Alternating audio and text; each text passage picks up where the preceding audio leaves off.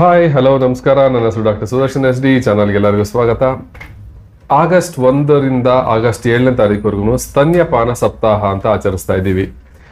ಏನಿದು ಸ್ತನ್ಯಪಾನದ ಸಪ್ತಾಹದ ವಿಶೇಷ ಮತ್ತೆ ತಾಯಿಯ ಹಾಲಿನ ಮಹತ್ವವೇನು, ಅದನ್ನು ಕುಡಿಸೋದ್ರಿಂದ ಮಕ್ಕಳಿಗೆ ಆಗ್ತಕ್ಕಂಥ ಲಾಭ ಏನು ಮತ್ತೆ ತಾಯಿಗೆ ಆಗ್ತಕ್ಕಂಥ ಲಾಭ ಏನು ಅನ್ನೋ ಕೆಲವೊಂದು ವಿಚಾರಗಳನ್ನು ಈ ಒಂದು ವಿಡಿಯೋದಲ್ಲಿ ತಿಳ್ಕೊಳ್ಳೋಣ.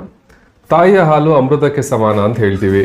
ಯಾಕಂದರೆ ಆ ಮಗುವಿಗೆ ಬೆಸ್ಟ್ ಆಹಾರ, only food for the child is mother's milk ಅಂತ ಹೇಳ್ತೀವಿ. ಅಂದರೆ ತಾಯಿಯ ಹಾಲನ್ನು ಬಿಟ್ಟರೆ ಆ ಮಗುಗೆ ಬೇರೆ ಯಾವುದೇ ರೀತಿಯಾದಂತಹ ನಿಯೋನೇಟ್ಸ್ಗೆ, ಆಗ ತಾನೇ ಜನಿಸಿರ್ತಕ್ಕಂಥ ಒಂದು ಮಗುಗೆ ತಾಯಿ ಹಾಲನ್ನು ಬಿಟ್ಟು ಬೇರೆ ಯಾವುದೇ ರೀತಿಯಾದಂಥ ಆಹಾರ ಕೊಡಬಾರ್ದು. ಹುಟ್ಟಿದ ಅರ್ಧ ಗಂಟೆಯ ಒಳಗಡೆ ಬ್ರೆಸ್ಟ್ ಫೀಡಿಂಗ್ ಮಾಡಬೇಕು. ಸೊ ಇದೆಲ್ಲ ತುಂಬ ಮುಖ್ಯವಾದಂಥ ವಿಚಾರ. ಇದರ ಒಂದು ಇಂಪಾರ್ಟೆನ್ಸನ್ನು, ತಾಯಿಯ ಹಾಲಿನ ಮಹತ್ವವನ್ನು ತಿಳಿಸೋದಕ್ಕೆ ಅಂತಲೇ ಆಗಸ್ಟ್ 1ರಿಂದ ಆಗಸ್ಟ್ 7ನೇ ತಾರೀಕಿನವರೆಗೆ ಸ್ತನ್ಯಪಾನ ಸಪ್ತಾಹ ಅಂತೇಳಿ ಆಚರಿಸ್ತೀವಿ. ಸೊ ಇದರಲ್ಲಿ ಏನೇನೆಲ್ಲ ಇಂಪಾರ್ಟೆಂಟ್ ಆಸ್ಪೆಕ್ಟ್ಸ್ ಇದೆ, ಯಾಕೆ ತಾಯಿಯ ಹಾಲು ಇಂಪಾರ್ಟೆಂಟು, ನಾವೇನೇನೆಲ್ಲ ಕಾಮನ್ ಆಗಿ ಮಿಸ್ಟೇಕ್ಸ್ ಮಾಡ್ತೀವಿ ಅನ್ನೋದನ್ನ ತಿಳ್ಕೊಳ್ಳೋಣ. ನೋಡಿ, ಮೊಟ್ಟ ಮೊದಲನೇದಾಗಿ ಹಾಲನ್ನು ಶುರು ಮಾಡ್ತಕ್ಕಂಥದ್ದು. ಸೊ ಹುಟ್ಟಿದ ತಕ್ಷಣ ಇಮಿಡಿಯೇಟ್ ಆಗಿ, ಆ್ಯಕ್ಚುಲಿ ನಾರ್ಮಲ್ ಡೆಲಿವರಿ ಆದರೆ ಇಮಿಡಿಯೇಟ್ ಆಗಿ ಹುಟ್ಟಿದ ತಕ್ಷಣವೇ ಎದೆಲನ್ನು ಕುಡಿಸ್ಬೇಕು. ಅವಾಗ ಎಷ್ಟು ಫಾಸ್ಟಾಗಿ ಸಾಧ್ಯನೋ ಅಷ್ಟು ಫಾಸ್ಟಾಗಿ ಕುಡ್ಸೋಕೆ ಶುರು ಮಾಡಿದಾಗ ತಾಯಿಯ ಬ್ಲೀಡಿಂಗ್ ಏನಾಗುತ್ತೆ, ಇದು ಡೆಲಿವರಿ ಆದ ನಂತರ PPH ಅಂತ ಏನು ಕರಿತೀವಿ, ಪೋಸ್ಟ್ ಪಾರ್ಟಮ್ ಹೆಮೊರೇಜ್, ಅದು ಕಡಿಮೆ ಆಗುತ್ತೆ ಬಿಕಾಸ್ ಆಫ್ ಆಕ್ಸಿಟೋಸಿನ್ ರಿಲೀಸ್ ಆಗೋದ್ರಿಂದ. ಸೊ ಇದು ಒಂದು ತಾಯಿಗೆ ಬಹುಮುಖ್ಯವಾದಂಥ ಅಡ್ವಾಂಟೇಜು. ಅದ್ರ ಜೊತೆಗೆ ಮಗು ಇಮಿಡಿಯೇಟಾಗಿ ನ್ಯೂಟ್ರಿಷನ್ ಅದಕ್ಕೆ ಸಿಗುತ್ತೆ.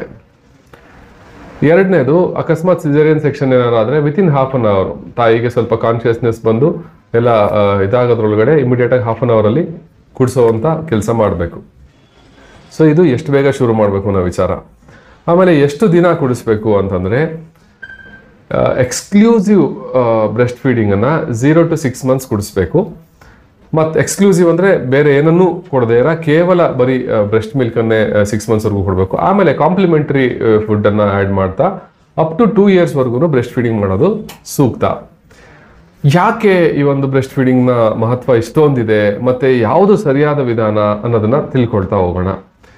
ಏನಕ್ಕಪ್ಪ ಇಷ್ಟು ನಾವು ಇಂಪಾರ್ಟೆನ್ಸ್ ಕೊಡ್ತೀವಿ ಅಂತಂದರೆ, ಯಾವುದೇ ಒಂದು ಸ್ಪೀಶೀಸ್ನ ಪ್ರಾಣಿ ಆಗಲಿ, ಮ್ಯಾಮಲ್ ಅಂತ ಏನು ಕರಿತೀವಿ, ಮ್ಯಾಮಲ್ಸ್ ಅಂತಂದ್ರೆ ಏನಪ್ಪ ಅಂತಂದರೆ ಎದೆ ಹಾಲನ್ನು ಕುಡಿಸ್ತಕ್ಕಂಥ ಸಸ್ತನಿಗಳು ಅಂತ ಕರಿತೀವಿ, ಅಂಥವಕ್ಕೆ ಮ್ಯಾಮಲ್ಸ್ ಅಂತ ಕರಿತಾರೆ. ಯಾವುದೇ ಮ್ಯಾಮಲ್ಗೆ ಆ ಒಂದು ತಾಯಿಯ ಎದೆ ಹಾಲು ಮಗುಗೆ ಕಂಪ್ಲೀಟ್ ಡಯಟ್ ಆಗಿರುತ್ತೆ.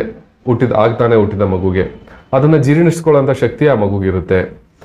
ಸೊ ಬಹಳ ಜನಗಳಲ್ಲಿ ಏನು ಒಂದು ತಪ್ಪು ಕಲ್ಪನೆ ಇದೆ ಅಂತಂದರೆ, ತಾಯಿಗೆ ಎದೆ ಹಾಲು ಸಾಕಾಗ್ತಾ ಇಲ್ಲ, ಹಾಗಾಗಿ ನಾವು ಇದನ್ನ ಬೇರೆ ಹಾಲು ಹಾಕ್ತೀವಿ ಅಂತನೋ, ಅಥವಾ ಮಗು ಜಾಸ್ತಿ ಅಳ್ತಾ ಇದೆ ಹಾಗಾಗಿ ತಾಯಿ ಹಾಲನ್ನ ಬಿಟ್ಟು ಹಸುವಿನ ಹಾಲು ಕೊಡೋವಂಥದ್ದು ಅಥವಾ ಪೌಡರ್ ಮಿಲ್ಕ್ ಕೊಡೋವಂಥದ್ದು ಮಾಡ್ತಾರೆ. ಆದರೆ ಇಲ್ಲಿ ನಾವೇನು ತಿಳ್ಕೊಬೇಕು ಅಂತಂದರೆ, ಮಗುವಿನ ಹೊಟ್ಟೆ ಕೆಪಾಸಿಟಿನೂ ಕೂಡ ಏನು ತುಂಬ ಜಾಸ್ತಿ ಇರಲ್ಲ. ಅದರಿಂದ ಕೇವಲ 10ರಿಂದ 15 ml ಅಷ್ಟೇ ಅದರ ಕೆಪಾಸಿಟಿ ಇರುತ್ತೆ. ಹಾಗಾಗಿ ತಾಯಿಯ ಎದೆ ಹಾಲು ಆ ಮಗುಗೆ ಸಾಕಾಗುತ್ತೆ. ಸ್ಟಾರ್ಟಿಂಗಲ್ಲಿ ಕೆಲವೊಂದು ಸಲ ಬ್ಲಡ್ ಮಿಶ್ರಿತವಾದಂಥ ಒಂದು ಮಿಲ್ಕ್ ಬರುತ್ತೆ, ಅದಕ್ಕೆ ಕೊಲೆಸ್ಟ್ರಾಮ್ ಅಂತ ಕರೀತಾರೆ. ಇದು ಕೂಡ ತುಂಬಾ ಇಂಪಾರ್ಟೆಂಟು. ಅದರಲ್ಲೂ ಕೂಡ ಈ ಔಷಧೀಯ ಗುಣಗಳಿರುತ್ತೆ ಅಥವಾ ಇಮ್ಯುನಿಟಿ ಪವರ್ ಅಂತ ಏನಿರುತ್ತಲ್ಲ, ಅದನ್ನು ಟ್ರಾನ್ಸ್ಫರ್ ಮಾಡೋದೇ ತಾಯಿ ಆ ಎದೆ ಹಾಲ ಮೂಲಕ. ಸ್ಟಾರ್ಟಿಂಗಲ್ಲಿ ಆ ಮಗು ಎದೆಗೆ ಹಾಕಿ ಕಚ್ಕೊಂಡಾಗ ಅದು ಸಕ್ ಮಾಡಿದಾಗ ಏನಾಗುತ್ತೆ, ಇದು ನಮ್ಮ ದೇಹದಲ್ಲಿ ಹಾರ್ಮೋನ್ಗಳನ್ನು ಉತ್ಪತ್ತಿ ಮಾಡುತ್ತೆ. ಪ್ರೊಲ್ಯಾಕ್ಟಿನ್ ಅಂತ ಹೇಳಿ ಒಂದು ಹಾರ್ಮೋನ್ ರಿಲೀಸ್ ಆಗುತ್ತೆ. ಆ ಹಾರ್ಮೋನ್ ರಿಲೀಸ್ ಆಗೋದ್ರಿಂದನೇ ಬ್ರೆಸ್ಟ್ ಮಿಲ್ಕ್ ಸೆಕ್ರೀಟ್ ಆಗ್ತಾ ಹೋಗುತ್ತೆ. ಸೊ ನಾವು ಎದೆ ಹಾಲು ಸಾಕಾಗ್ತಿಲ್ಲ ಅಂತ ಹೇಳಿ ಎದೆ ಹಾಲನ್ನು ಕುಡಿಸೋದನ್ನೇ ನಿಲ್ಲಿಸ್ಬಿಟ್ರೆ ಅವಾಗ ಪ್ರೊಲ್ಯಾಕ್ಟಿನ್ ಹಾರ್ಮೋನ್ ರಿಲೀಸು ಆಗೋದಿಲ್ಲ, ಮತ್ತೆ ಆ ಒಂದು ಸೆಕ್ರಿಷನ್ನು ಸರಿಯಾಗಿ ಬರೋದಿಲ್ಲ. ಸೊ ಹಾಗಾಗಿ ನಾವು ಆದಷ್ಟು ಬೇಗ ಎದೆ ಹಾಲನ್ನು ಕುಡಿಸೋದಕ್ಕೆ ಶುರು ಮಾಡಿದ್ರೆ ಆಟೋಮ್ಯಾಟಿಕಲಿ ಪ್ರೊಲ್ಯಾಕ್ಟಿನ್ ಹಾರ್ಮೋನ್ ಸೆಕ್ರೀಟ್ ಆಗುತ್ತೆ, ಮಿಲ್ಕು ಕೂಡ ಸೆಕ್ರೀಟ್ ಆಗುತ್ತೆ, ಚೆನ್ನಾಗೂ ಬರುತ್ತೆ. ಆಮೇಲೆ ಇನ್ನೊಂದು ವಿಚಾರ ನಾವೇನು ತಿಳ್ಕೊಬೇಕು ಇದರಲ್ಲಿ ಅಂತಂದರೆ, ಮೊಟ್ಟ ಮೊದಲಿಗೆ ಬರ್ತಕ್ಕಂಥ ಒಂದು ಮಿಲ್ಕ್ ಏನಂತ ಕರಿತೀವಿ, ಸ್ವಲ್ಪ ಲಿಕ್ವಿಡ್ ಫಾರ್ಮ್ದಲ್ಲಿ ಇರುತ್ತೆ, ಅದಕ್ಕೆ 4 ಮಿಲ್ಕ್ ಅಂತ ಕರಿತೀವಿ. ಆಮೇಲೆ ಸ್ವಲ್ಪ ಹೊತ್ತಿನ ನಂತರ ಬಂದಂಥ ಮಿಲ್ಕು ಅದಕ್ಕೆ ಹೈಂಡ್ ಮಿಲ್ಕ್ ಅಂತ ಕರಿತೀವಿ. ಬಹು ಮುಖ್ಯವಾದಂತಹ ಪೌಷ್ಟಿಕಾಂಶ ಇರ್ತಕ್ಕಂಥದ್ದು ಹೈಂಡ್ ಮಿಲ್ಕಲ್ಲೇ. ಆದರೆ ಭಾಳ ಸಲ ಏನಾಗುತ್ತೆ ಅಂತಂದರೆ, ಮಗು 4 ಮಿಲ್ಕ್ ಕುಡಿದ ತಕ್ಷಣ ಹೊಟ್ಟೆ ತುಂಬ್ಕೊಂಡ್ಬಿಡುತ್ತೆ, ಮಲ್ಕೊಂಡ್ಬಿಡುತ್ತೆ, ಸಕ್ ಮಾಡೋದಿಲ್ಲ. ಹಾಗಾಗಿ ಆ ಒಂದು ಹೈಂಡ್ ಮಿಲ್ಕ್ನ ಕುಡಿಸದೆ ಹಾಗೆ ಇದ್ದರೆ ಅದು ಕೂಡ ಮಗುಗೆ ಲಾಸ್ ಆಗುತ್ತೆ. ಸೊ ಈ ಒಂದು ಫೋರ್ ಮಿಲ್ಕ್ ಮತ್ತು ಹೈಂಡ್ ಮಿಲ್ಕ್ ಎರಡನ್ನೂ ಕೂಡ ಕುಡಿಸ್ಬೇಕಾಗತ್ತೆ. ಏನಿದು ಎಷ್ಟೊತ್ತು ಕುಡಿಸ್ಬೇಕು ಹಾಗಿದ್ರೆ ಎದೆ ಹಾಲನ್ನು ಅಂತಂದರೆ, ಅದಕ್ಕೆ ಒಂದು ಪ್ರಾಪರ್ ಲ್ಯಾಚಿಂಗ್ ಮೆಥಡ್ ಕೂಡ ಇದೆ. ಅಂದರೆ ಮಗುವನ್ನ ಸಂಪೂರ್ಣವಾಗಿ ಸಪೋರ್ಟ್ ಮಾಡ್ತಾ, ಅದರ ತಲೆಯನ್ನು ಸಪೋರ್ಟ್ ಮಾಡ್ತಾ, ಅದು ಆ ಪೂರ್ತಿ ನಿಪ್ಪಲ್ ಮತ್ತು ಏರಿಯೋಲ ಪೂರ್ತಿ ಕಚ್ಚೋ ಹಾಗೆ ಅದ್ರ ತುಟಿ ಎವರ್ಟ್ ಆಗಂಗೆ ಆಚೆ ಕಡೆ ಬರೋ ಥರ ಹಿಡಿದು ಕುಡಿಸ್ಬೇಕಾಗತ್ತೆ. ಅದಕ್ಕೆ ಸಪೋರ್ಟಿವ್ ಆಗಿ ಇಟ್ಕೋಬೇಕಾಗತ್ತೆ. ಮತ್ತು ಸುಮಾರು ಒಂದು 20 ನಿಮಿಷಗಳ ಕಾಲ ಎದೆ ಹಾಲನ್ನು ಕುಡಿಸ್ಬೇಕಾಗತ್ತೆ. This is very important. Because ನಾವು ಸ್ಟಾರ್ಟಿಂಗಲ್ಲಿ ಅಷ್ಟೇ ಸ್ವಲ್ಪ ಒಂದು 5-10 ಮಿನಿಟ್ಸಲ್ಲಿ ಕುಡಿಸ್ಬಿಟ್ರೆ ಏನಾಗುತ್ತೆ, ಅದು ಬರೀ 4 ಮಿಲ್ಕ್ ಅಷ್ಟೇ ಮಗುವಿನ ಹೊಟ್ಟೆಗೆ ಹೋಗಿರುತ್ತೆ. ಅದಕ್ಕೂ ತಕ್ಷಣ ಹೊಟ್ಟೆ ತುಂಬುತ್ತೆ, ಸುಮ್ಮನೆ ಆಗ್ಬಿಡುತ್ತೆ. 20 ನಿಮಿಷಗಳ ಕಾಲ ಅದು ಸಕ್ ಮಾಡಿದಾಗ ನಮ್ಮ ತಾಯಿಯ ದೇಹದಲ್ಲಿ ಪ್ರೊಲ್ಯಾಕ್ಟಿನ್ ಹಾರ್ಮೋನ್ ಸೆಕ್ರೀಟ್ ಆಗಿ ಆಕ್ಸಿಟೋಸಿನ್ ಅಂತ ಒಂದು ಹಾರ್ಮೋನ್ ಸೆಕ್ರೀಟ್ ಆಗಿ ಮಿಲ್ಕ್ ಸೆಕ್ರಿಷನ್ ಆಗುತ್ತೆ. ಅದನ್ನು ನಾವು ಸರಿಯಾಗಿ ಮಾಡದೇ ಬರೀ ಕೇವಲ 5-10 ಮಿನಿಟ್ಸ್ ಅಷ್ಟೇ ಕುಡಿಸಿದ್ರೆ ಸರಿ ಹೋಗೋದಿಲ್ಲ. ಆ 20 ನಿಮಿಷಗಳ ಕಾಲ ಖಂಡಿತವಾಗ್ಲೂ ಕುಡಿಸ್ಲೇಬೇಕು. ಆಮೇಲೆ ಕುಡಿಸಿದ ನಂತರ ಎದೆ ಮೇಲೆ ಹಾಕ್ಕೊಂಡು ಅಥವಾ ಹೆಗಲ ಮೇಲೆ ಹಾಕ್ಕೊಂಡು ಅದನ್ನ ಚೆನ್ನಾಗಿ ಬೆನ್ನನ್ನು ತಟ್ಟಿ ತೇಗಿಸ್ಬೇಕಾಗುತ್ತೆ. ಎಷ್ಟೋ ಸಲ ಏನು ಮಾಡ್ತೀವಿ ನಾವು, ಬೆನ್ನ ಮೇಲೆ ಹಾಕ್ಕೊಂಡು ತೇಗಿಸದೇ ಇದ್ರೆ ಆ ಮಗು ಕಕ್ಕೊಂಡು ಅದು ಆಸ್ಪಿರೇಷನ್ ಆಗಿ ಎಷ್ಟೋ ಸಲ ತುಂಬಾನೇ ತೊಂದರೆ ಆಗ್ಬೋದು, ಅಥವಾ ಆಸ್ಪಿರೇಷನ್ ಆಗಿ ನಿಮೋನಿಯಾ ಆಗ್ಬೋದು. ತುಂಬ ಜಾಸ್ತಿ ಕಕ್ಕೊಂಡ್ರೆ ಮಗು ಜೀವ ಕೂಡ ಹೋಗೋ ಸಾಧ್ಯತೆ ಇರುತ್ತೆ, ಆಸ್ಫಿಕ್ಸಿಯಾ ಆಗ್ಬಿಟ್ಟು. ಸೊ ಹಾಗಾಗಿ ಹೆಗಲ ಮೇಲೆ ಹಾಕ್ಕೊಂಡು ಅದನ್ನು ಬೆನ್ನನ್ನು ತಟ್ಟಿ ಅದು ತೇಗೋ ಥರ ಮಾಡೋಂಥದ್ದು ಬಹು ಮುಖ್ಯವಾಗುತ್ತೆ.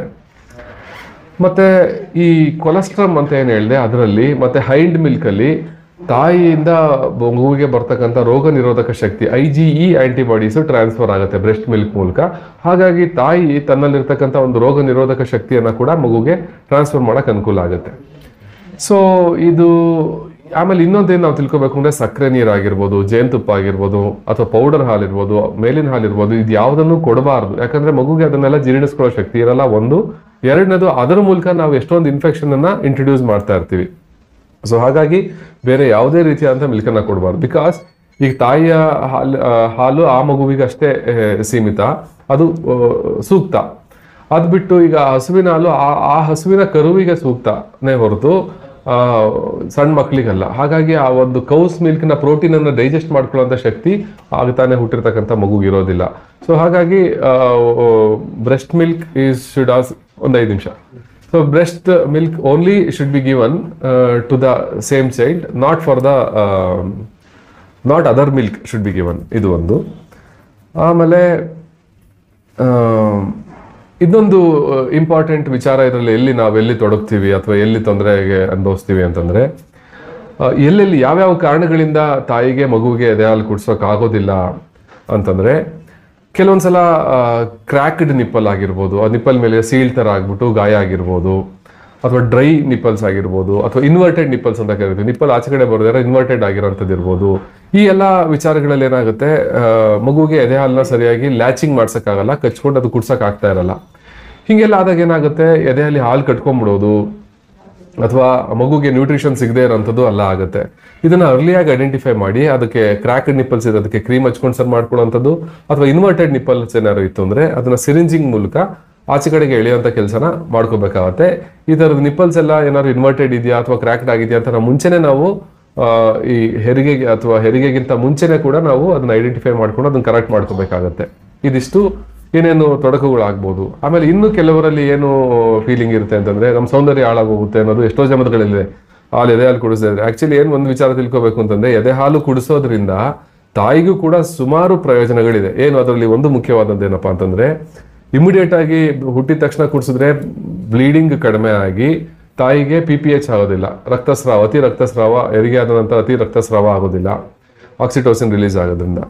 ಇದ್ರ ಜೊತೆಗೆ ಲ್ಯಾಕ್ಟೇಷನಲ್ ಅಮೆನೋರಿಯಾ ಅಂತ ಆಗುತ್ತೆ. ಅಂದ್ರೆ ತಾಯಿ ಎದೆ ಹಾಲು ಕುಡಿಸ್ತಾ ಇರ್ತಷ್ಟು ಹೊತ್ತು ಕೂಡ ತಾವು ಮುಟ್ಟಾಗೋದಿಲ್ಲ, ಮತ್ತೆ ಒಂದು ಮಗುಗೂ ಇನ್ನೊಂದು ಮಗುಗೂ ಕೂಡ ಗ್ಯಾಪ್ ಅನ್ನ ಮೇಂಟೈನ್ ಮಾಡೋದ್ರಲ್ಲಿ ಕೂಡ ಅದು ಯೂಸ್ ಆಗುತ್ತೆ.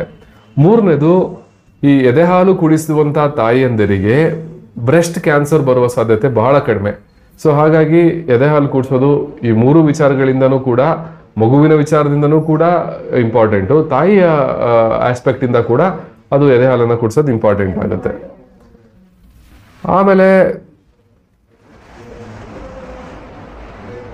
ಆಮೇಲೆ ಇನ್ನೊಂದು ಏನ್ ಮಾಡ್ತಾರೆ, ಅಕಸ್ಮಾತ್ ಇನ್ ಕೇಸ್ ಏನಾದ್ರು ನೋವಾಗಿ ಕ್ರ್ಯಾಕ್ಡ್ ನಿಪ್ಪಲ್ಸ್ ಆಗಿ ಮಗು ಕಚ್ಚಕ್ ಆಗ್ತಾ ಇಲ್ಲ ಅಂತಂದಾಗ ಅವಾಗ ಬ್ರೆಸ್ಟ್ ಮಿಲ್ಕ್ ಅನ್ನ ಎಕ್ಸ್ಪ್ರೆಸ್ ಮಾಡಿ ಕುಡಿಸಬಹುದು. ಅದೇ ಬ್ರೆಸ್ಟ್ ಮಿಲ್ಕ್ ಅನ್ನೇ ಕುಡಿಸ್ಬೋದು. ಬಟ್ ಅದನ್ನೇನಂದ್ರೆ ಒಳ್ಳೆಯಲ್ಲೇ ಹಾಕಿ ಕುಡಿಸ್ಬೇಕಾಗತ್ತೆ. ಯಾವುದೇ ಕಾರಣಕ್ಕೂ ಬಾಟಲ್ ಹಾಲನ್ನ ಕೊಡಬಾರ್ದು. ಬಿಕಾಸ್ ಬಾಟಲ್ ಹಾಲಲ್ಲಿ ಬ್ಯಾಕ್ಟೀರಿಯಾ ಜಾಸ್ತಿ ಇರೋ ಸಾಧ್ಯತೆ ಇರುತ್ತೆ. ನಾವು ಸ್ಟೀಲ್ ಅಥವಾ ಬೆಳ್ಳಿದು ಒಳ್ಳೆಯಲ್ಲಿ ಏನ್ ಕುಡಿಸ್ತೀವಿ ಅದನ್ನ ಸ್ಟೆರಿಲೈಸ್ ಮಾಡಿದಷ್ಟು, ಸ್ಯಾನಿಟೈಸ್ ಮಾಡಿದಷ್ಟು ನಾವು ಪ್ಲಾಸ್ಟಿಕ್ ಅನ್ನ ಸ್ಯಾನಿಟೈಸ್ ಮಾಡೋಕ್ಕಾಗಲ್ಲ. ಮತ್ತೆ ತುಂಬಾ ಬಿಸಿ ಮಾಡಿದಾಗ ಪ್ಲಾಸ್ಟಿಕ್ ಅಲ್ಲಿ ಕೂಡ ಕ್ಯಾನ್ಸರೋಜೆನಿಕ್ ಕೆಮಿಕಲ್ಸ್ ರಿಲೀಸ್ ಆಗೋ ಸಾಧ್ಯತೆ ಇರುತ್ತೆ. ಆಮೇಲೆ ಅದು ನಿಪ್ಪಲ್ ಕ್ಲೀನ್ ಆಗೋದಿಲ್ಲ, ಪ್ಲಾಸ್ಟಿಕ್ ಇಂದ ಕ್ಲೀನ್ ಮಾಡಕ್ ಆಗೋದಿಲ್ಲ. ಹಾಗಾಗಿ ಮಗುವಿಗೆ ಡಯರಿಯಾ ಆದಂತ ಕಾಯಿಲೆಗಳು ಬಂದ್ಬಿಟ್ಟು ಫುಡ್ ಪಾಯ್ಸನಿಂಗ್ ಟೈಪ್ ಆಗಿ ಅದು ಬೇದಿ ವಾಂತಿಗಳಿಗಾಗಿ ಬೇಗ ಸುಸ್ತಾಗ್ಬಿಡುತ್ತೆ. ಸೊ ಹಾಗಾಗಿ ಎದೆ ಹಾಲನ್ನ ಅಕಸ್ಮಾತ್ ಕುಡಿಸ್ಬೇಕು ಅಂತಾನೆ ಬಂದ್ರೆ ಅದನ್ನ ಒಳ್ಳೆಯಲ್ಲಿ ಹಾಕಿ ಕುಡಿಸ್ಬೇಕಾಗುತ್ತೆ.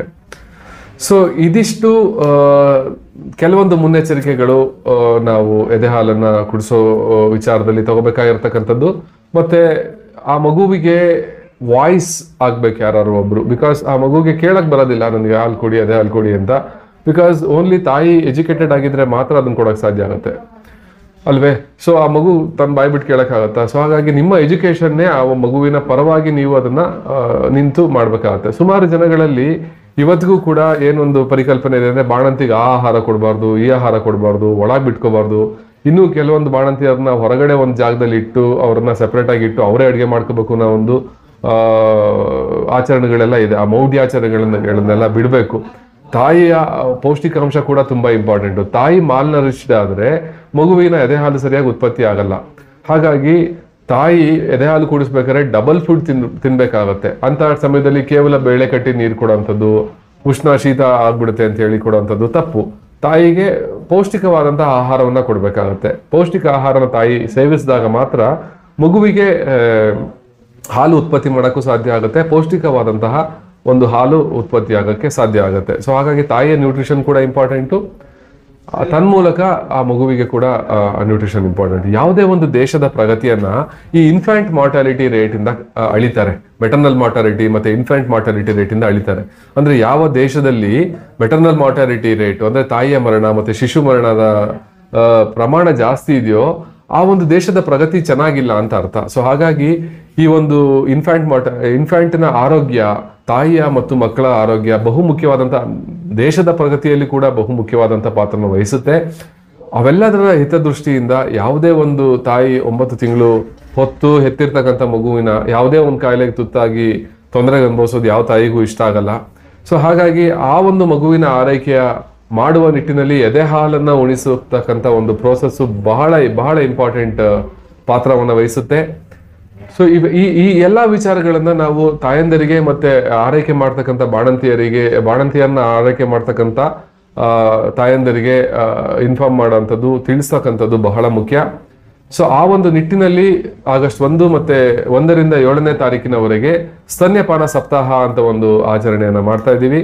ಇದರ ಒಂದು ಸಾರ್ಥಕತೆ ಯಾವಾಗ ಆಗುತ್ತೆ ಅಂದ್ರೆ ಎಲ್ಲಾ ತಾಯಂದಿರಿಗೂ ಈ ಒಂದು ವಿಚಾರಗಳ ಬಗ್ಗೆ, ಎದೆ ಹಾಲಿನ ಮಹತ್ವದ ಬಗ್ಗೆ ಅರಿವನ್ನ ತಿಳ್ಕೊಂಡಾಗ, ಮತ್ತೆ ಅದನ್ನ ಅವರು ಫಾಲೋ ಮಾಡಿ ಯಾವುದೇ ಮೌಢ್ಯಾಚರಣೆಗಳಿಗೆ ಒಳಗಾಗದೇ ಇರ, ಮೂಢನಂಬಿಕೆಗಳಿಗೆ ಬಲಿಯಾಗದೇ ಇರ, ತಮ್ಮ ಮಕ್ಕಳಿಗೆ ಅವಶ್ಯಕತೆ ಇರ್ತಕ್ಕಂಥ ಅಮೃತ ಆಹಾರವನ್ನ ಕುಡಿಸ್ತಕ್ಕಂಥದ್ದು ಬಹಳ ಮುಖ್ಯ ಆಗತ್ತೆ.